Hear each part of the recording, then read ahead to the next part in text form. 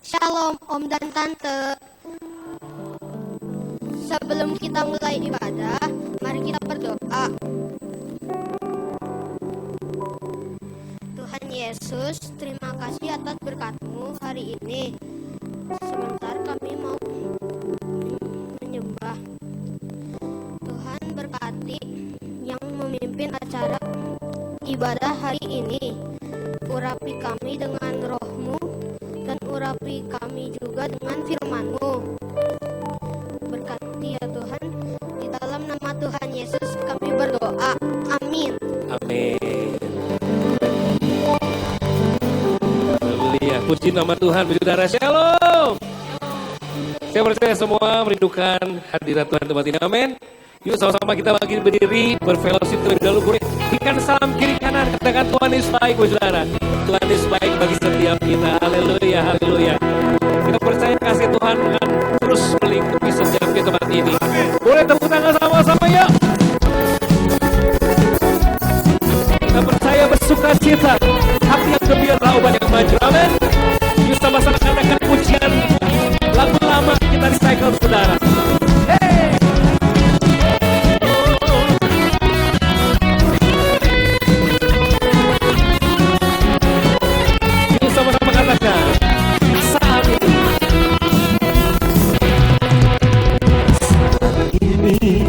Ku datang lagi,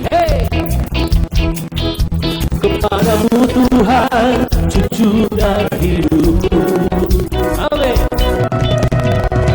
Luangkan tanganku, ku puji namamu, Yesus, sembah Tuhan. Katakan hari-hari, hari-hari lagu. Tuhan, ku rasa bahagia. katakan peganglah Tanganku, ikutlah jalanku. panggil Yesus. Yesus, kaulah segala. Boleh lambaikan tangan tinggi sama-sama. One, two. Haleluya, Soal Hosana. haleluya. Glory bagimu, Sing, sing. haleluya. Hosana, terpujilah.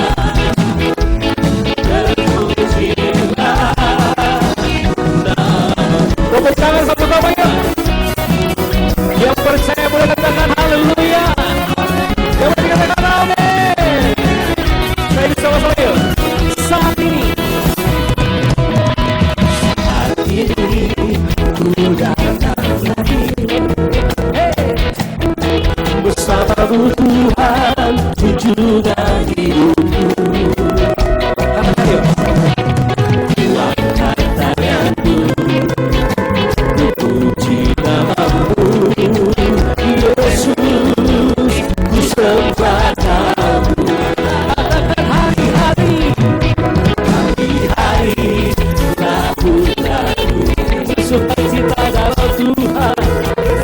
Tuhan, ku rasa bahagia. Pegang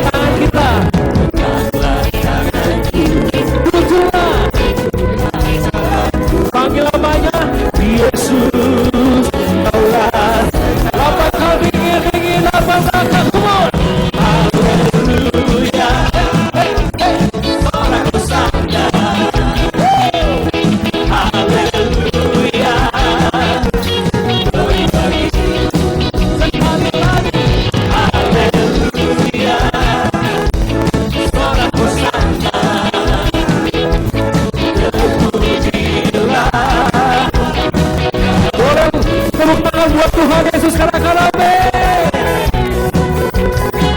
Kita mau sama-sama belajar bahasa Papua Indonesia Timur, saudara. Yuk tepuk tangan sekali lagi yuk. Hey.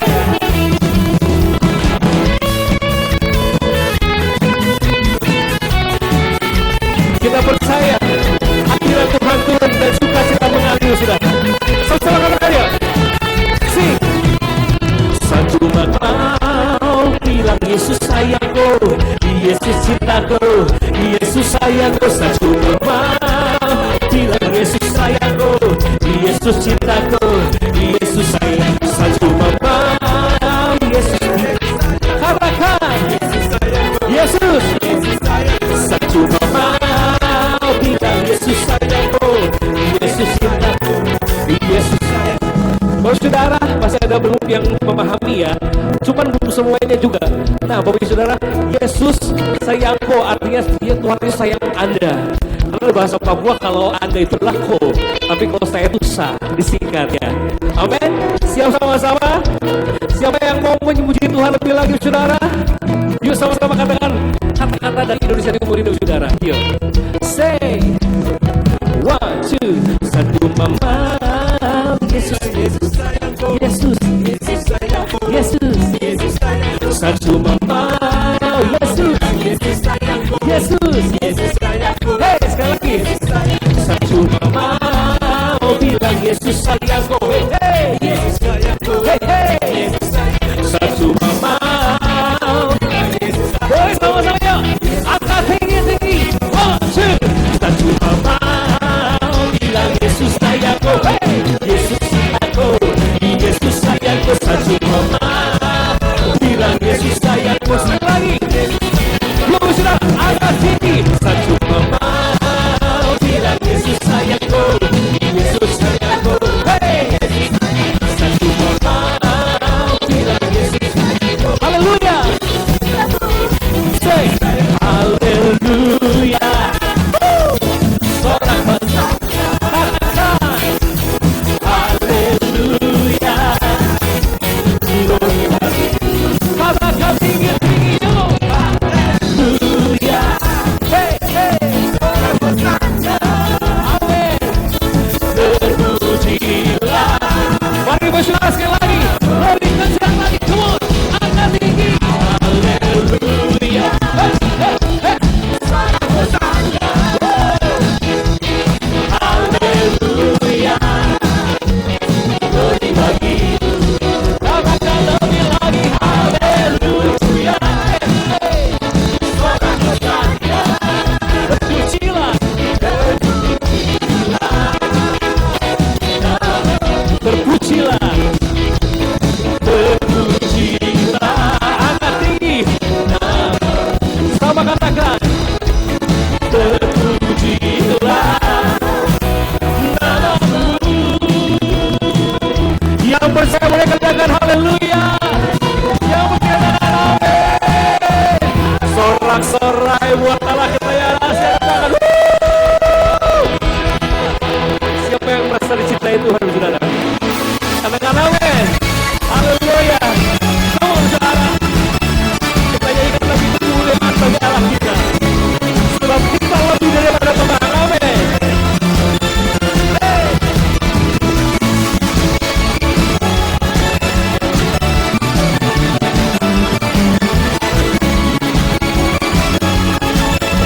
Ayo sama-sama katakan.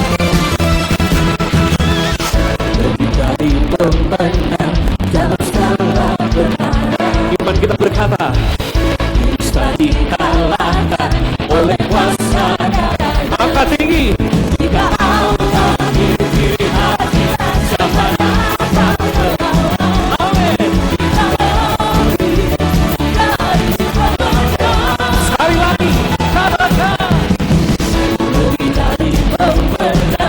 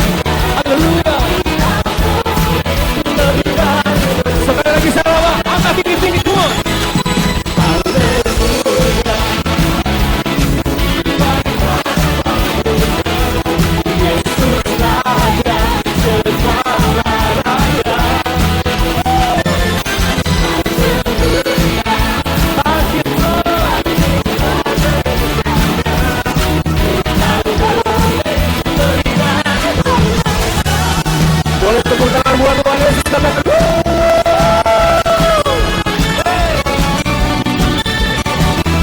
kita umat pemenang di dalam hadirat Tuhan. Amin. Kasih yang sempurna, kemenangan yang kekal bagi setiap kita. Boleh sama-sama katakan pujian sekali lagi, saudara. Boleh angkat tangan tinggi sama-sama. Katakan sing.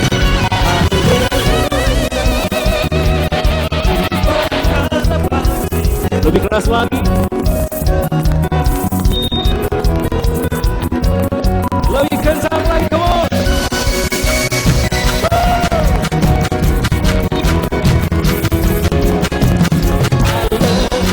Lebih.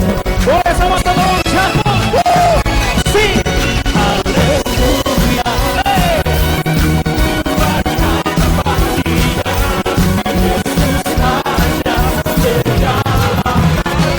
Dia raja. Haleluya.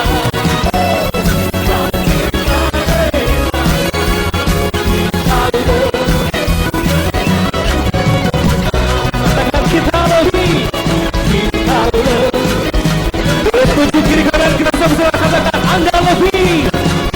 Anda lebih baik berberat. Sorakan haleluya. Mari sorakan haleluya. Katakan wuuu. Siapa yang percaya kita umat pemenang selama-lamanya bersama Tuhan, amin. Katakan kiri kanannya, Anda dan saya umat pemenang. Amin. Buat tepuk tangan buat Tuhan sekali lagi yang bermeriah lebih lagi. Katakan wuuu. Silahkan duduk dalam hadirat Tuhan, saudara. Mari sama-sama kita akan masuk dalam hadirat Tuhan, Bapak Ibu. Dalam momen kenaikan Tuhan Yesus, saya tempat percaya Tuhan sedang siapkan tempat bagi setiap kita. Amin. Tempat yang mulia. Dan itu rohnya dicurahkan bagi kita untuk menuntun kita, menolong kita. Yang percaya katakan amin. Saya mengajak sama-sama tutup mata kita, Bapak Ibu Saudara. Kita mau masuk dalam hadiratnya. Bapak Ibu datang dengan keluargamu, bergandengan tangan dengan keluargamu, Bapak Ibu Saudara. Saya rindu kali sama-sama kita menyembah dalam roh bersama pasangan kita, keluarga kita. Sekalipun datang sendiri, saya percaya Tuhan sedang memeluk kita, Bapak Ibu Saudara. Haleluya, haleluya. Masuk hadiratnya. Dalam hadiratnya banyak kasih Tuhan yang luar biasa. Haleluya. Katakan. Di hadiratmu aku puas. Di hadiratmu aku bebas.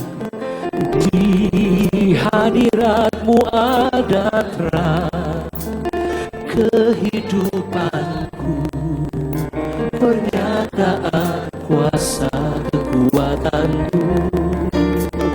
Di hadiratmu datang persembahkan di hadapan Rajaku. Boleh berikan tepuk tangan buat Tuhan Yesus. Sama-sama katakan. Di hadiratmu aku puas. Di hadiratmu aku bebas. Di hadiratmu ada terang kehidupanku, pernyataan kuasa kekuatanmu. Di hadiratmu ku datang persembahkan lagu di hadapan Rajaku. Di hadiratmu ada terang kehidupanku, pernyataan kuasa kekuatanmu. Di hadiratmu ku datang persembahkan lagu di hadapan Rajaku. Mari jemaat saja katakan pujian ini. Sing.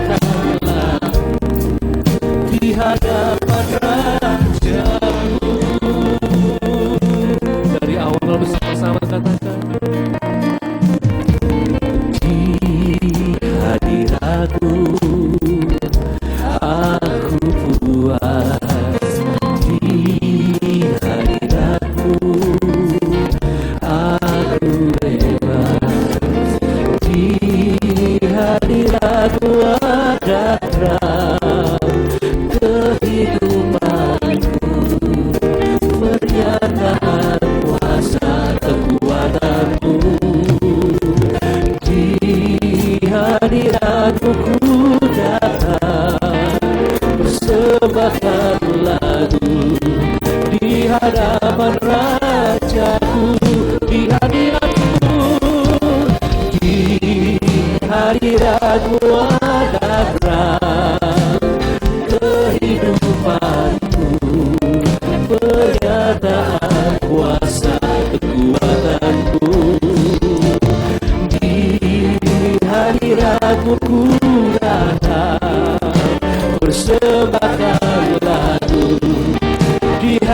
hadirat buat Tuhan Yesus, sama-sama katakan sing. Di hadiratmu ada terang kehidupanku, pernyataan kuasa kekuatanmu. Di hadiratmu ku datang persembahkan lagu. Bersama-sama kita bangkit berdiri, saudara. Angkat pujian sekali lagi, katakan di hadiratmu ada terang kehidupanku, pernyataan kuasa kekuatanmu. Di hadiratmu datang persembahkan lagu. Mari kita sembah Dia, saudara.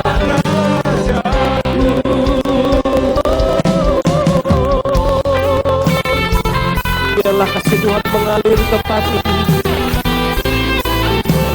memenuhi setiap kita dalam penyembahan ini. Kami minta hadirat-Mu Tuhan.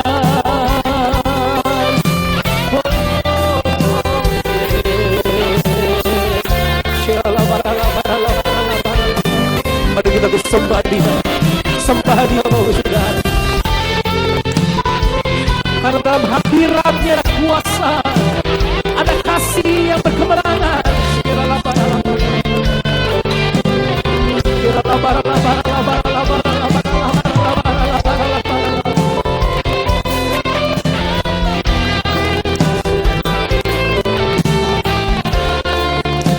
Mari sama-sama kita katakan pujian. Angkat tanganmu tinggi-tinggi, katakan sini. Di hadiratmu ada terang kehidupanmu, pernyataan kuasa kekuatanmu. Di hadiratmu ku datang persembahkan lagu. hadapan Raja. Sekali lagi katakan sama-sama. Di hayatmu ada terang, kehidupan, penyataan kuasa kekuatan. Katakan lebih lagi.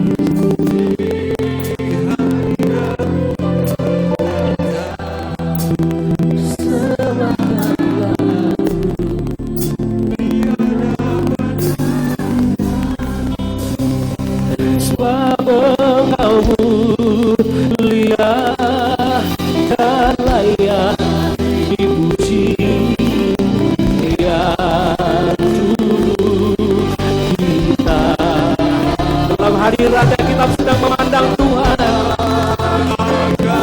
tahtanya yang kudus dan kudus Allah kita.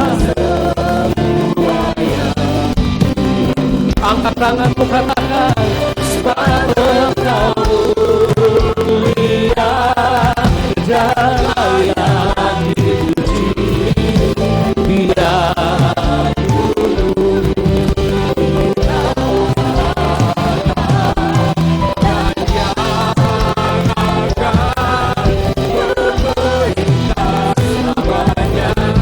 kita boleh sekali lagi. Mari angkat tangan kita tinggi-tinggi kepada Tuhan, katakan, sebab Engkau mulia dan layak dipuji, biar dulu Engkau yang layak bagi kami dipuji, disembah selama-lamanya, selamanya atas semuanya dipuji.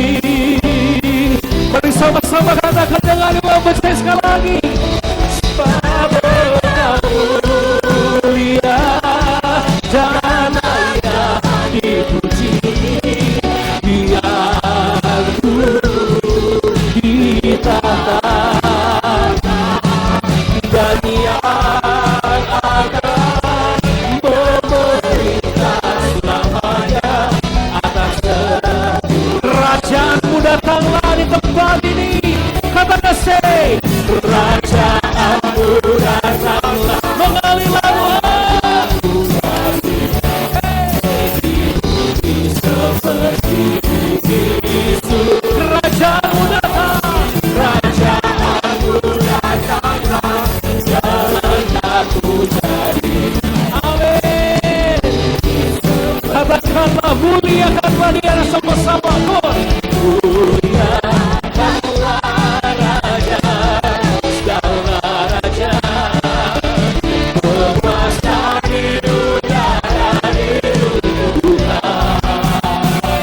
Biarlah nama Tuhan ditegakkan sekarang, kemuliaan Tuhan. Sekali lagi katakan sama-sama, muliakanlah, muliakanlah Raja, segala raja, berkuasa di udara, di Tuhan. Biarlah nama Tuhan ditegakkan sekarang, kemuliaan kuasa-Nya atas kerajaanmu. Kerajaanmu datanglah, kehendakmu jadi.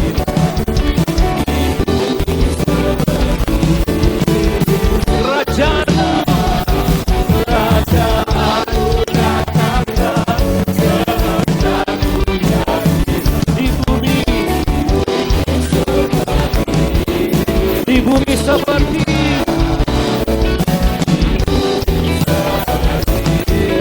sebab di bumi seperti di surga, di surga. Haleluya.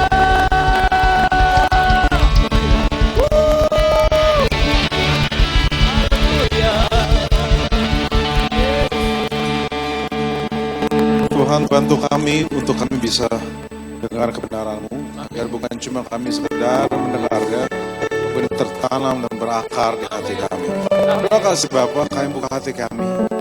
Biarlah firman-Mu ini jadi sesuatu yang menguatkan kami, menginspirasi kami, dan juga mengubahkan hidup kami menjadi baru. Terima kasih Bapak, di dalam nama Yesus kami berdoa.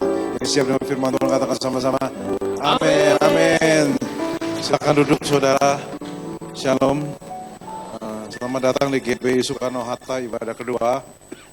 Dan senang sekali saya Pastor Ego Lewi bisa melayani Anda, dan saya akan melayani Anda sampai ibadah keempat, full day hari ini. So, saya akan sampaikan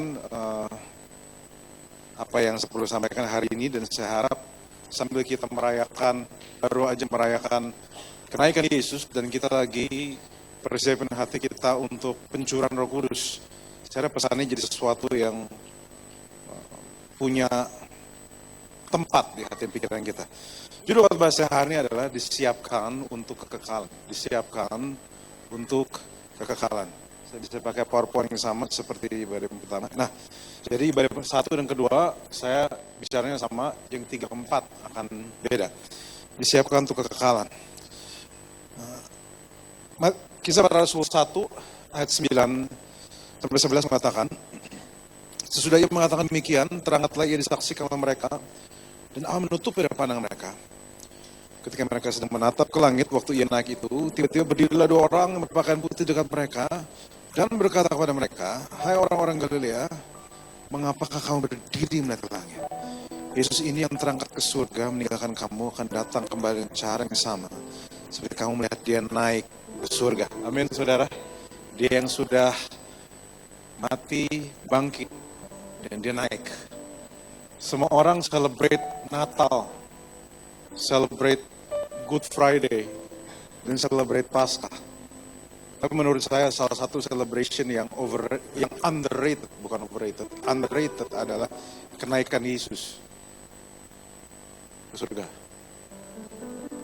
Tidak ada orang yang pernah bangkit kecuali dia, dan tidak ada orang pernah terbang naik tanpa alat bantu apa-apa kecuali dia. Dan dia akan naik, dia juga akan turun. Amin, saudara. Dan kembali jemput Anda semua, kita tidak menunggu dengan sia-sia. Tetapi sebelum dia naik dan menjanjikan kedatangan kedua, dia juga kasih tugas sama para murid-murid ya. Bahwa sebelum dia naik, dia suruh murid-muridnya tunggu di Yerusalem sampai Roh Kudus dicurahkan. Memberi kita ide bahwa Yesus itu ninggalin kita naik bukan tanpa apa-apa. Dia tidak meninggalkan kita seperti yatim piatu, Alkitab bilang, dan dia juga akan persiapkan kita. Tapi juga kita punya tugas bahwa kita itu enggak nganggur. Kenapa? Karena kesabaran bukan cuma bicara soal nunggu, tapi juga bagaimana kita melakukan yang baik sambil kita menunggu. Makanya kalau hari ini pesan saya ini sebenarnya temanya cuma satu, bahwa hidup ini bukan sekedar tempat menunggu surga. Hidup ini sekarang adalah tempat Tuhan melatih kita untuk kekekalan. Amin, saudara. Jadi kita nggak dipanggil cuma untuk nunggu surga. Kalau saudara hari ini ingat, kita pernah di fase bangku sekolah, dan beberapa di antara saudara pun lagi bayar uang sekolah anakmu atau bantu uang sekolah untuk cucumu. Bahwa kalau Anda seperti saya, kadang mungkin Anda bisa berpikir bahwa untuk apa kita sekolah? Kita belajar, kita ujian, disiplin, kalau nggak bikin PR dimarahin, tugas disuruh datang di jam yang sama dan pulang di jam yang sama, karakter dibentuk. Kadang mungkin ada orang berpikir bahwa kenapa kita harus repot sih, kenapa kita harus belajar, kenapa kita harus dibentuk gitu. Tapi setelah dewasa, setelah saudara keluar dari bangku pendidikan, saudara baru menyadari bahwa semua yang kita alamin pada waktu di sekolah itu bukan hukuman, tapi semua adalah persiapan. Sekolah adalah training ground sebelum saudara masuk ke dunia nyata. Makanya saudara, bapak dan ibu pun mau invest cukup banyak. Danamu, budgetmu kepotong cukup banyak untuk dana pendidikan atau sekolah anakmu. Kau rindu anakmu dapatkan terbaik. Kenapa? Karena biasanya pada tuh kamu dapat kasih sekolah yang terbaik. Biasanya kamu selalu berpikir bahwa ini training ground terbaik untuk anak Anda, untuk anak saya bisa lebih baik. Itu apa enggak, saudara? Ya, ada yang kasih sekolahnya abal-abal ke anaknya, enggak kan? Kita berusaha sebagai orang tua kasih yang terbaik, walaupun terbaik tentu beda-beda. Kita pengen anak kita lebih baik dari kita. Ada yang pengen anak lebih baik dari dia? Gak ada ya? Semua mau lebih baik, amin? Ya. Nah, kenapa ini jadi penting? Karena gini, sekolah itu seperti training ground dunia nyata. Kita juga sudah berpikir bahwa jangan-jangan dunia yang kita punya hari ini juga ada training ground untuk kehidupan kekal. Banyak orang memandang hidup seperti ruang tunggu. Mereka pikir, yang penting saya masuk surga. Ya tentu kita setuju bahwa pada waktu orang terima Yesus sebagai Tuhan Juru Selamat, surga itu available buat Anda. Surga available bagi kita. Atau sekarang ada yang jalanin aja hidup, toh semuanya bakal selesai. Dan mungkin ada di antara kita ngomong begitu bukan karena kita nggak mau, tapi karena kita takut sama realita kehidupan akhir-akhir ini. Kita dengar begitu banyak kabar yang nggak bagus, kita dengar banyak deru perang, kita banyak dengar hal yang kita nggak sukai. Dan makanya kadang kita menutup diri kita dan kita berpikir, Tuhan cepat datang aja deh. Tapi kenyataan kita, Tuhan nggak sekedar panggil kita untuk cuma nunggu-nunggu. Alkitab menunjukkan sesuatu yang jauh lebih besar. Bahwa Tuhan tidak hanya menyelamatkan kita untuk lolos ke surga, tapi Tuhan sedang membentuk karakter kita, sedang membentuk kesetiaan, integritas, kapasitas kita, kasih kita. Dengan kata lain, hidup ini tempat latihan untuk kehidupan yang kekal. Hidup adalah tempat latihan untuk kehidupan kekal. Jadi hidup kita sebenarnya bukan sekarang, ini tempat latihan, tapi hidup kita yang berikutnya, di afterlife, itu hidup kita yang sebenarnya. Kalau saya mau kasih contoh, kita semua, saya nggak tahu saudara punya rumah apa enggak. Saya sendiri belum beli rumah, karena tanah Jakarta mahalnya luar biasa. Astagfirullah ya, tanahnya mahal banget. Ampun. Jadi saya masih kontrak sampai sekarang. Tapi begini poinnya, kontrakan saya bukan rumah saya. Kontrakan saya suatu saat akan saya kasih balik ke pemiliknya. Tapi bukan berarti saya tidak membersihkan kontrakan saya, amin saudara. Saya tetap bersihkan kontrakan saya. Dan kalau saudara misalnya punya anak muda, kau kirim ke universitas dan kamu kasih di tempat ngekos, namanya ibu-ibu bisa datang ke tempat kos anaknya, pas expect apa? Kosmu rapihin, rapiin kosanmu. Emang kosan itu bukan milikmu, tapi bukan berarti kamu tidak bertanggung jawab atasnya. Sama-sama kehidupan. Kehidupan ini singkat, bukan milikmu. Someday kita akan ketemu Yesus di afterlife, tapi bukan berarti kita tidak bertanggung jawab dengan hidup kita sekarang. Bukan berarti kita nggak bangun kehidupan kita sebaik yang kita bisa. Kenapa? Karena ini ada hubungannya dengan cara kita melihat surga. Kita baca teologi sedikit, minimal ada 3 pandangan tentang surga. Ada 3 yang, kenapa saya ngomong 3? Karena 3-3-nya sebenarnya berasal dari Alkitab. Tapi ini kan masih spekulasi, karena tidak semua orang pernah ke surga. Ya. Dan orang pernah ke surga jarang bilang, nggak pernah bilang ke kita surga itu seperti apa. Jadi Alkitab catat minimal ada 3 tipe. Dan yang benar yang mana? Nggak tahu. Kenapa? Karena 3-3-nya sama-sama Alkitabiahnya. Nah, nomor 1, surga yang pandangan pertama adalah pandangan tradisional. Kita meninggal, kita masuk surga. Kita bertemu dengan Tuhan di situ. Kita sukacita, kita puji-pujian sampai Yesus. Yesusnya sampai selama-lamanya gitu misalnya. Nah, itu pandangan surga yang pertama. Dan ini yang sering dipercaya begitu banyak orang. Mungkin saudara pernah nonton film Left Behind yang tentang tiba-tiba orang bajunya hilang, semua keangkat, terus yang nggak percaya Kristus, bajunya orangnya masih ada di bawah, bajunya masih ada dan terjadilah kepanikan massal, kepanikan global dan sebagainya. Tapi itu hanya salah satu perspektif. Ada perspektif yang kedua, yaitu pandangan tentang langit baru, bumi baru. Dan ini yang mungkin jarang dengar orang, bahwa bukan kita naik ke surga, surganya yang turun. Kalau saudara lihat di Alkitab, ada Yerusalem baru turun di kitab Wahyu. Surganya turun, dunia akan di-restore, planet akan di-restore, dan Yesus akan hidup bersama-sama kita. Kita akan diubahkan tubuhnya, tetapi kita bedanya dengan tubuh kita sekarang. Tubuh kita sekarang sangat rentan dosa, tubuh yang baru enggak rentan dosa. Saudara bisa dengan kuat bisa menolak dosa dengan mudah. Nah, menurut orang tuh kayak gitu. Ini yang kedua. Ini juga penting. Karena apa? Karena artinya kehidupan kita yang baru bakal berdunia nanti. Mungkin kita masih akan kerja lagi, kita masih akan, karena langit baru, bumi baru, masih ada kerja lagi, masih bisa lakukan hal yang lain lagi. Tapi beda tidak ada dosa, dan kita bertemu muka dengan Yesus. Indah ya saudara ya? Tapi ada yang ketiga. Beautified vision. Yaitu bahwa detailnya itu enggak dicatat, tetapi surganya yang penting adalah kita bisa bertemu dengan Tuhan. Kenapa? Karena pandangan ketiga ini tidak menjelaskan kita tinggal di mana, pandangannya tidak menjelaskan surganya seperti apa, apakah tanahnya dari emas, apakah rumah dari emas, rumah di surgamu dihuk apa enggak. Ya pandangan ketiga nggak jelasin hal itu. Tapi pandangan ketiga ini menjelaskan kamu tinggal sama siapa. Kenapa? Karena saudara gini, kadang surga bukan cuma soal bicara kamu tinggal di mana, tapi kamu tinggal sama siapa. Saya awal menikah tinggal di apartemen kecil, tapi apartemen saya kerasa surga. Kenapa? Karena bukan soal saya tinggal di mana, tapi saya tinggal sama siapa. Karena surganya bukan cuma soal tinggal di mana, tapi soal sama siapa. Kadang kayak gitu. Masuk di akal saudara sejauh ini? Make sense for you? Ya. Yeah. Jadi kadang surga itu beda-beda. Kadang pandangannya berbeda-beda. Waktu itu apartemen saya kecil tapi saya bisa menikmati. Karena sama siapa kita tinggal. Karena gini, kalau saudara kalau mau yang tanahnya dari emas, gerbangan dari berlian, kamu gak perlu ke surga, ke Arab aja. Arab tuh banyak kayak gitu-gitu. Mobilnya dari emas, semua apa, gak perlu ke surga.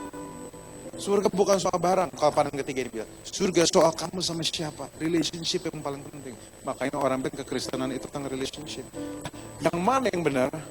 Mungkin bisa tiga-tiganya benar. Mungkin kita bisa nggak tahu, atau malah beda sama sekali. Tapi tiga-tiganya punya versi yang sama. Bahwa gini, jika tujuan akhir kita adalah surga, berarti hidup sekarang itu sedang persiapan kita untuk realitas kekal bersama Tuhan. Itu sebenarnya. Sama tiga-tiganya. Dan artinya gini, kalau kamu lihat, malaikat akan datang kembali, artinya kita belajar bersejarah sedang bergerak menuju satu tujuan. Kehidupan ini gak sia-sia. Ada hari pertanggungjawaban bagi orang-orang korupsi. Suatu saat akan ada hari pertanggungjawaban. Kalau mereka bisa lolos dari hukuman dunia, mereka gak bakal bisa lolos dari realitas surga. Itu pengharapan kita. Ada upah, ada sukacita kekal. Dan kita lihat Yesus naik ke surga, tapi kita belum diajak ke sana. Kenapa? Karena masih ada karakter yang perlu dibentuk. Masih ada tugas yang perlu diselesaikan. Masih ada orang yang harus dijangkau. Masih ada kesetiaan yang harus dibuktikan. Nah, kenapa ini jadi penting? Karena ini jadi paralel tentang bagaimana kita hidup di masa sekarang. Saudara, coba bisa rasain ya gini. As you grow older, sambil saudara makin tua, umurmu makin banyak, cara memulai kehidupan berbeda. Pada waktu saudara muda, you're 20 something, saudara mulai berpikir untuk apa yang saya bisa dapatkan. Saya bisa dapat pekerjaan di mana? Saya bisa kerja seperti apa? Saya bisa dapat gaji setinggi apa? But as you grow older, dan saudara semakin bijak, saudara akan mulai mikir, apa yang saya bisa tinggali untuk generasi berikutnya? Apa ya yang saya bisa tinggali untuk anak saya? Apa yang saya bisa tinggal untuk cucu saya? Dan makanya ada banyak orang bikin legacy. Tapi pentingnya gini, pada akhirnya yang paling penting bukan seberapa banyak kita kumpulkan. Punya harta itu penting, amin saudara. Saya tahu rata-rata saudara kalau misalnya bisa punya duit saudara, pengen kasih anakmu rumah, pengen kasih anakmu hal-hal baik. Betul, tetapi itu bukan satu-satu yang terpenting. Ada banyak hal juga yang gak kalah penting ya. Yang paling penting sebenarnya bukan seberapa banyak kita kumpulkan, seberapa terkenal kita, seberapa nyaman hidup kita. Tapi yang paling penting adalah siapa kita di hadapan Tuhan. Apakah kita setia? Apakah hidup kita meninggalkan jejak yang baik? Harta itu penting. Tetapi ada hal-hal yang kita harus ngerti bahwa namanya harta itu cuma di dunia ini, dia nggak dibawa ke atas. Ada hal-hal yang bisa dibawa ke atas. Itu siapa? Kesetiaanmu bisa dibawa. Siapa dirimu bisa dibawa. Hubunganmu sama Tuhan itu bisa dibawa ke atas. Artinya bahwa ada hal-hal yang perlu diwariskan yang lebih dibanding material. Dan harusnya dari sekarang, ini jadi kabar baik bagi kita. Kenapa? Karena tidak semua orang kaya banget. Nggak semua orang bisa mewariskan hal-hal yang mewah. Tetapi semua orang bisa mewariskan harta yang kekal yang bisa dinikmati oleh anak-anaknya. Amin, saudara. Ya, saudara tahu nggak? Nama baik lebih berharga daripada kekayaan. Bukan saya ngomong, salah ngomong. Dikasihi orang lebih berharga dibanding emas dan perak. Karakter lebih lama daripada harta. Kesetiaan lebih bernilai dari popularitas. Kenapa? Karena itu standar dari Tuhan. I'm not saying saudara nggak boleh kerja keras dan sebagainya. Saya berdoa supaya saudara di dunia bisa jadi kaya juga. Saya berdoa karena hidup nggak ada duit, menderita juga. Jujur aja. Tetapi kita juga perlu atur ekspektasi. Ada yang lebih dari itu. Do I make any sense, everyone? Ada yang lebih dari itu. Dan kita juga, kalau saudara ngerti investment, ada investment namanya diversifikasi. Ada yang short term, ada yang long term. Isu kekekalan itu investasi super long term. Harta itu di mata Tuhan short term. Walaupun di mata kita udah long term. Tapi kita juga harus atur. Namanya invest itu nggak bisa taruh cuma di satu tempat aja. Kita harus invest di beberapa tempat juga. Makanya kalau saudara di Matius 25, Alkitab bilang baik sekali perbuatanmu hai hamba yang baik dan setia. Yang Tuhan cari itu bukan kesempurnaan. Karena nggak ada orang sempurna di dunia ini. Tapi kesetiaan. Karena itu saudara bagi Tuhan, bagi cara membangun nama baik. Menjaga integritasmu, mengasihi rumah Tuhan, mengasihi keluarga, melayani Tuhan, gunakan sumber dayamu untuk tujuan Tuhan, selesaikan panggilan hidupmu, itu lebih matters bagi Tuhan. Kalau hidup ini adalah training ground, maka setiap keputusan memiliki nilai kekal. Dan saya punya kabar baik bagi saudara.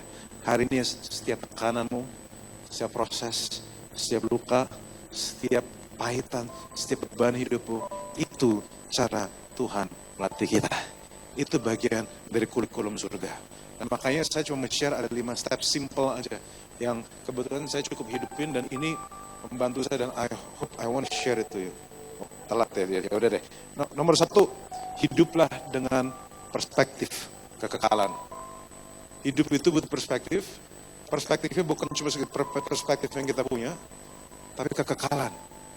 Investnya jangan cuma di dunia sekarang, tapi invest kekal juga. Saya suka bikin bercandaan, tapi secretly saya berdoa semoga banyak di antara kita mungkin bisa ngalamin. Ada cerita anak mudanya foya-foya, tuanya kaya raya, matinya masuk surga, kata gitu kan. Itu tentu bercandaan, tentu. Yang muda jangan foya-foya juga, cuma itu kan sesuatu hidup yang gak jelek. Cuma poinnya adalah kita harus punya perspektif kekekalan bahwa ada hal-hal yang kita miliki bisa dibawa, tapi bukan barang. Tapi karakter, buah roh itu bisa dibawa. Nilai kehidupan, siapa kita di hadapan Tuhan itu bisa dibawa. Kesetiaan itu bisa dibawa. Harta nggak bisa dibawa. Makanya kita perlu cek. Jangan cuma cek yang bernilai di mata dunia. Cek yang bernilai di mata Tuhan apa ya. Dan nomor 2, ini sangat penting menurut saya. Bangunlah nama baik. Bapak Ibu di sini, bangunlah nama baik. Kita bilang ada doa Bapa kami dibilang gini, Bapa kami di surga, dikuduskanlah namamu. Karena kenapa? Karena Bapa yang baik itu akan jaga nama baiknya. Karena Bapak dan Ibu gini, your name is not just for you, your name is also for your children. Masuk di akal saudara? Saya ulang sekali lagi ya, namamu itu bukan cuma untukmu, tapi juga untuk anakmu. Bisa karena namamu bisa jadi batu loncatan bagi generasimu, atau bisa jadi batu sandungan untuk anakmu. Kalau saya mau kasih contoh, saya punya satu worship leader di gereja saya. Gede, tinggi, ganteng, suara bagus, pintar kerja. Tapi ditolak sama calon mertuanya. Kenapa? Karena dia broken home. Padahal pas broken home, dia itu masih kecil, dia nggak tahu apa-apa. Akhirnya ditolak. Sedih maksudnya kan? Bukan karena orangnya, tapi karena backgroundnya. Dan juga sebaliknya, ada orang-orang kalau dari sekarang kita nggak mikirin diri kita sendiri, kita bangun nama yang baik. Yang diuntungkan bukan cuma kita. I want to share a bit about my story. Saya adalah hamba Tuhan yang nggak cuma berdiri di atas kaki saya sendiri. Tapi saya juga hamba Tuhan berdiri di atas fondasi yang dibangun generasi saya sebelumnya. Kakek nenek saya itu bukan full timer, tapi hamba Tuhan. Kakek saya pengusaha mebel, tapi beliau sangat generous untuk rumah Tuhan. Pada masanya gereja-gereja 50-60 tahun yang lalu di Jakarta, kakek saya bikinin bangku gerejanya. Saudara ingat kan dulu bangku gereja pernah panjang-panjang, kayu, dan beratnya setengah mati kan. Jadi kakek saya bikin dari kayu jati, bikin bagus banget. Sampai 50-60 tahun, saya datang ke gereja itu melayani di situ, kursinya masih nggak rusak. Powerful banget kan. How beautiful is the legacy. Padahal kakek saya juga nggak sempurna hidupnya. Beliau pada ditipu, karena terlalu baik, akhirnya bangkrut. Utangnya banyak. Akhirnya dari rumah gedong, pindah ke rumah kecil. Saya lahir pas rumahnya udah kecil, kan kesel kan kadang-kadang. Tapi untung yang saya waris, yang diwaris sama saya bukan cuma itu. Kakek saya tidak sempurna, tetapi dia generous sama rumah Tuhan. Nenek saya, itu juaranya tuh. Nenek saya hamba Tuhan, penginjil, muter kemana-mana. Anak rohaninya sebanyak gaban. Udah tahu segede gaban gitu. Banyak banget. Semua orang dari Sabang sampai Merauke panggil dia Mami. Karena dia ibu rohani begitu banyak orang. Dia bahkan jadi ibu rohani bagi satu orang yang waktu itu gerejanya masih kecil. Nggak lama setelah dia meninggal, gereja pelan tambah besar. Sehingga sekarang jadi gereja terbesar di Central Park, Jakarta Barat. Kalau saya sebut, saudara tahu. Nenek saya bukan cuma itu. Beliau juga bergerak ke bangunan rohani dan pujian penyembahan paling awal-awal. Kalau saudara tahu ada grup namanya Disciples. Ada yang tahu grup Disciples? Kalau Anda tahu berarti umur Anda udah banyak ya. Sehat-sehat, jaga kesehatanmu, oke? Ya. Jangan cuma Kristus yang naik. Kristus boleh naik, tapi tekanan darah jangan sampai naik. Diabetes jangan sampai naik. Jaga badanmu, bukan cuma untukmu, tapi juga untuk anak-anakmu. Nah, jadi nenek saya itu yang bentuk. Ada ibu saya di situ. Dan saudara tahu nggak, nenek saya dari dulu melayani tanpa pandang bulu. Orang narkoba dilayanin, orang penjara dilayanin, pas keluar dari penjara, orang-orang yang biasa pas-pas duitnya dilayanin. Orang-orang dilayanin merasa berhutang, tiba-tiba nggak lama tua jadi kaya mereka. Yang miskin-miskin kata itu jadi kaya. Dan mereka seumur hidup berhutang, merasa berhutang sama nenek saya. Kenapa? Karena nenek saya melayani mereka tanpa pandang bulu. Akhirnya orang-orang ini support banyak pelayanan ke keluarga saya juga. Termasuk support ke saya. Itu baru nenek saya. Belum orang tua saya. Orang tua saya nggak akan sebut namanya. Orang tua saya itu tokoh mungkin di Indonesia, tokoh praise and worship terbesar di tahun 90 dan awal 2000. They're the biggest. Lagunya mungkin saudara masih nyanyiin sampai sekarang. Engkau gembala yang baik, anggur baru, dibawa kepak sayapmu, deeper in love.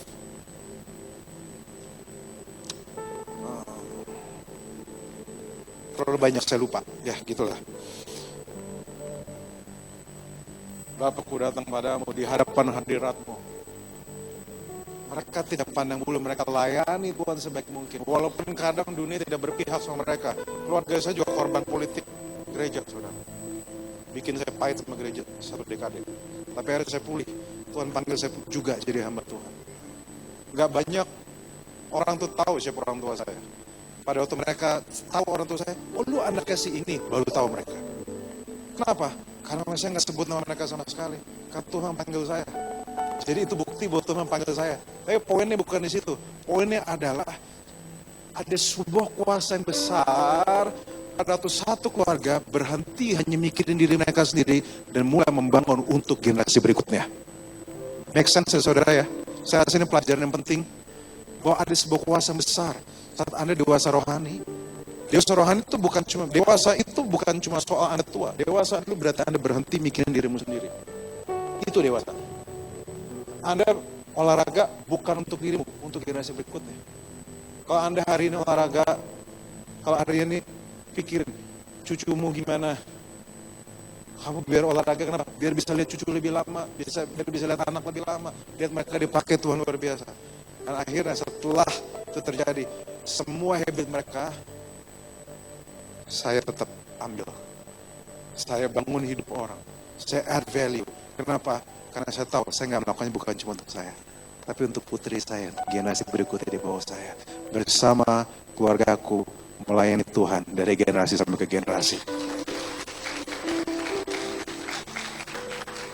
Bayangkan kalau satu keluarga bisa harum begitu. Tapi susah hidupmu. Kalau misalnya begitu dengan nama kamu identiknya sama tukang marah, tukang ngejelekin orang, tukang ngomong di belakang, tukang keras sama keluarga, pelit sama keluarga. Gimana anakmu mau bangga? Gimana orang mau diberkati? Tapi kalau hari ini kamu jaga nama baikmu, jaga karaktermu, izinkan Roh Kudus bicara di hidupmu. Yang akan bersyukur bukan cuma Anda, tubuh Kristus juga akan diuntungkan. Kerajaan Allah diuntungkan. Maka hari ini saya bukan cuma ngomong sama yang udah menikah, yang jomblo juga, yang masih single, yang belum ketemu tulang rusuk, dapetnya masih tulang babi dari kemarin. I'm talking to you as well. Kamu bisa lahir di keluarga berantakan, tapi kamu tidak perlu punya keluarga yang berantakan. Karena Tuhan adalah spesialis ya, pemecah kutuk. Kutuk yang keluarga miliki bisa kamu patahkan di dalam nama Yesus. Istri saya hidupnya dulu chaos banget, lahir dari keluarga berantakan, lahir hampir diaborsi, gak jadi. Dikeluarin langsung diadopsi, udah diadopsi sama orang tua, ibu angkatnya diserahin ke iblis. Gila nggak keluarga istri saya? Dari sampai yang adults lahir penuh kepahitan, tetapi ketemu Yesus, nikah sama hamba Tuhan lagi, anaknya lucu lagi, diberkati. Artinya poin saya lagi nih, kamu bisa lahir keluarga berantakan, tetapi di dalam Yesus kamu bisa punya sesuatu yang lebih baik. That's it. Itu. Next time saya ajar istri saya biar dia cerita. Jadi kalau hari ini sore kalau bilang keluarga saya berantakan, pastor nggak ada lebih parah dari saya, istri gue lebih parah. Cuma Yesus bisa ubah. Jadi sorry, bukannya saya kurang empati. I've seen worse. Saudara dulu istri saya tuh saking, masih ada waktu nggak ya? Masih ada waktu nggak? Aman ya, nggak apa-apa ya. Longgar dikit nggak apa-apa ya saudara ya. Oke ya, aman. Saudara diberkati kan ya? 12 kan ya? Oke. Istri saya dulu saking dipengaruhi bawah pengaruh kuasa gelap ya saudara ya. Karena dia tuh belum dilepasin. Dulu kita lagi jalan, saya lagi migran. Dia bisa lihat aura gelap di kepala saya. Ngeri nggak tuh? Terus dia pegang leher belakang saya. Sampai kepala saya pindah, tau nggak? Sesakti itu. Tapi Tuhan beresin semuanya. Sekarang bisa punya anak. Saudara bayangin rasanya gimana? Jadi perempuan hampir diaborsi, lahir di luar nikah, diadopsi, dikasih ke iblis, dibikin pahit, dipermalukan, ditekan seumur hidupnya. Terus Tuhan Yesus pulihin. Terus dia punya anak putri, nasibnya beda 180 derajat sama dia. Dari lahir, surga yang mau udah lahir. Lahir udah dicintai, cakep, disayang, pinter. Istri saya juga ngerasa, sampai istri saya ngomong, aku kadang pengen jadi putri kita deh. Gimana sih rasanya dicintai, diterima begitu. Tapi saya cuma bisa bilang, I know. Tapi kamu lihat, kamu udah lepas kutuk ya. Kamu dari tertolak ini, kamu bisa punya keluarga yang syakinah, waradah, waromah. Karena Yesus Kristus ada di keluarga kami. Hey! Shining, shimmering, splendid jadi hidupnya dia. Jalani misi Tuhan dalam hidup kamu. Ketiga, hidup jangan untuk dirimu sendiri aja. Bangun rumah Tuhan, bangun pekerjaan Tuhan, care about your family. Keempat, tetap setia sama hal kecil. Uang itu hal kecil buat firman Tuhan. Setia sama hal itu, careful. Itu duitnya Tuhan. Duitnya Tuhan bukan cuma 10%, 100%. Itu semua punyanya dia. Dan kelima, kejalan kedewasaan. Karena hanya kedewasaan yang bisa bikin orang berpikir lebih jauh dibanding dirinya sendiri. Saudara, kalau saya mau curhat dikit, saya itu sebenarnya senang Padang, saudara. Karena itu satu-satunya restoran yang saya bisa ngomong, ada otak nggak mas? Dan nggak tersinggung orangnya.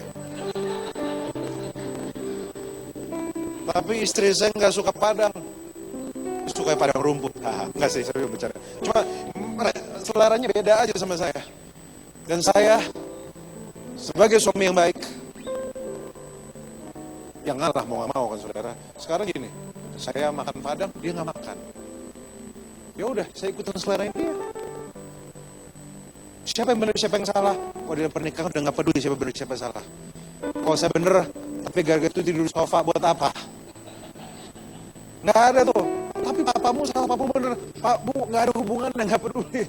Pernikahan tuh bukan soal benar salah. Pernikahan soal siapa yang bisa jaga damai sejahtera lebih baik. Itu yang paling penting. Siapa yang bisa akhiri pertengkaran lebih baik. Itu lebih penting. Tapi saya lakukan hal itu kenapa? Karena saya sendiri kasih tahu istri saya, kamu itu dapat dalin umurnya nggak muda-muda amat. Mulai dia sampai punya anak nggak? Dihitungin kan mulas saya saudara ya.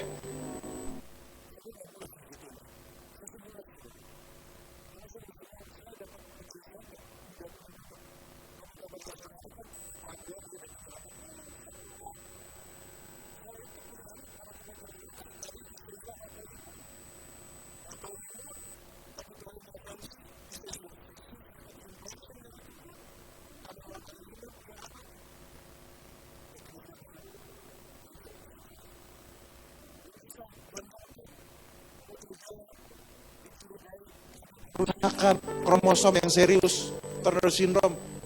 Uang nggak bisa beresin, maaf Pak Bu, kalau ada orang kaya saya cuma kasih tahu, kamu duit kasih 5 miliar ke saya nggak bisa beresin kerusakan sindrom, kerusakan kromosom. Cuma bisa nangis di hadapan Tuhan, nggak tahu mau ngomong apa, nangis di hadapan Tuhan, minta Tuhan, berdoa, kasih minyak urapan. 3 minggu kami doain, sembuh Tuhan, gila tau. Belum selesai, lahir, anak putri saya lahir, pendarahan dong. Umur 12 jam pendarahan. Kadang saya mikir sama Tuhan, Tuhan mau sampai kapan ini? Tapi akhirnya Tuhan sembuhin juga. Dan belum lama Tuhan baru kasih impresi sama saya. Sama istri saya. Kamu tahu kenapa izin kayak gitu? Karena saya memperkenalkan diri saya. Dari sebelum dia lahir. Bahwa I am her God and I'll be with her always. Saya nggak bisa buat hal itu. Tapi saya cuma bisa mikir, apa ini gara-gara ayah saya dan kakek nenek saya yang udah menabur yang baik, adding value melayani Tuhan dengan tulus. Saya nggak tahu, mungkin keluarga saya nggak kaya, tapi mereka membuatkan sesuatu yang lebih besar daripada uang. Pengabdian sama Tuhan, karakter, hidup yang mengandalkan Tuhan. Dan it's something I intend to pass it to my daughter. Dan saya berdoa supaya saudara juga punya hati seperti itu. Saya akan tutup dengan statement ini. Our life is a training ground for heaven. Jangan cuma kita yang masuk surga, jangan cuma kita yang karakter baik. Tapi kalau bisa anak kita juga, kita ketemu mereka lagi. Biar kita didapati sebagai, bukan cuma orang setia, keluarga yang setia. Kakek neneknya mengasihi Tuhan, orang tua yang mengasihi Tuhan, anak-anaknya mengasihi Tuhan, karakternya bagus, namanya baik. Sehingga pada waktu orang dengar nama kamu, mengasosiasikan nama kamu sebagai, itu orang kerjanya jujur loh. Bisa dipercaya. I remember your father. Kerjanya bisa dipercaya. Saya harap kamu juga. Saya kasih kamu kesempatan. Bayangin kalau itu terjadi. Kenapa? Itu sering kejadian. So, hari ini kita minta Roh Kudus untuk kasih kita kekuatan. Untuk gak cuma mikirin diri kita sendiri. Untuk belajar melakukan hal benar. Untuk kemuliaan Tuhan. Dan untuk kesehatan keluarga kita. Amin saudara. Yuk kita berdiri sama-sama. Berhembuslah Roh Kudus di tempat ini. Berhembuslah Roh Kudus, amin, dengan kuasa. Pulihkanlah gerejamu di akhir zaman, berhembuslah, amin, berhembuslah. Sekarang sama-sama angkat suaramu, kau minta Roh Kudus, kau minta Roh Kudus untuk mengisi di tempat ini. Katakan pada kau membutuhkan dia. Roh Kudus penuhi kami. Fill us Lord, fill us dengan kuasa. Pulihkan kami Tuhan. Pulihkanlah gerejamu di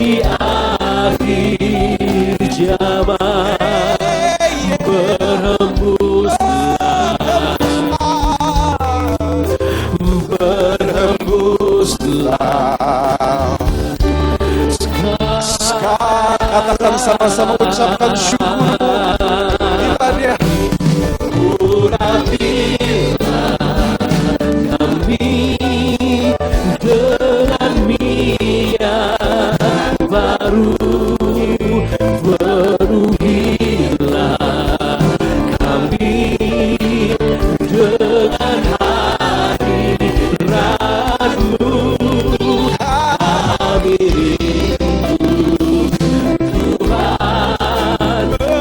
melihat kuasa-Mu dicurahkan di tempat ini. sekali lagi katakan urapi kami. Ini minta doa kita sama Tuhan. Come to us, Lord. Hadir, Roh Kudus, kami butuhkan. We need you. We need you. We need you.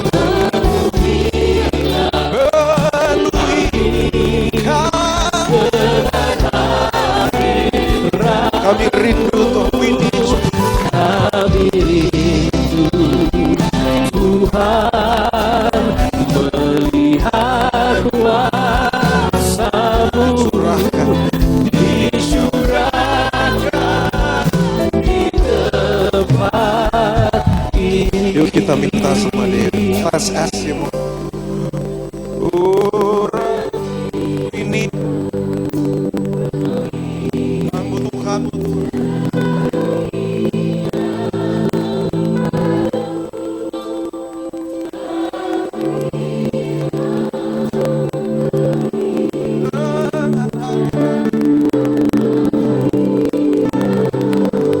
Penuhi kami Tuhan.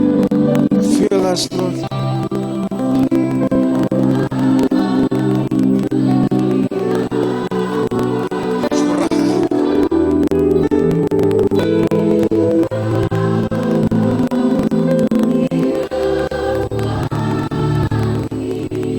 Aku berdoa, Roh Kudus, kami buka hati kami, penuhi kami, buat kami siap rela melakukan kebenaran.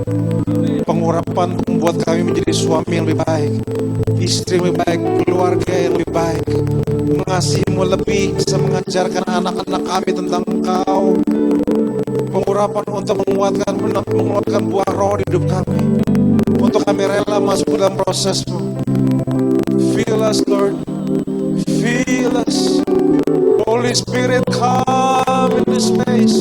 We need you Lord, we need you Lord. Come mengalir di tempat ini. Kuasa-Mu, kuasa-Mu. Come Lord, jamah kami membutuhkan-Mu. We need you, cara sana. We need you, we need you. Flow, mengalir. Beracaralah tempat ini. Come Lord Jesus. Kita angkat tangan kita menerima. Come on, let's accept. Pewahyuan yang baru, hati yang baru, kerelaan yang baru untuk melakukan kebenaran-Mu, kerelaan untuk memberi diri dibentuk oleh-Mu. Come to us dalam nama Yesus. A new fresh anointing untuk bukan cuma melakukan perkara besar, tapi juga setia dan perkara kecil. Bukan cuma untuk melakukan perbuatan gagah perkasa, tapi juga peduli sama hal kecil yang sudah dititipkan. Bukan cuma soal karunia roh, tapi juga buah roh yang telah dititipkan pada kami. Bukan cuma soal peduli sama kerajaan Allah, tapi juga peduli sama kerajaan Allah kecil atau keluarga kami. Biarlah kami didapati orang-orang punya nama baik, dapati jadi orang-orang yang dikenal, orang mengasihi Tuhan, jujur, pekerja keras, dan dimanapun kami berada, orang akan diberkati. Thank you Lord, dalam nama Yesus kami terima semuanya. Amin. Urapilah kami dengan niat baru. Mari sama-sama kita angkat tangan kita tinggi-tinggi Bapak Saudara.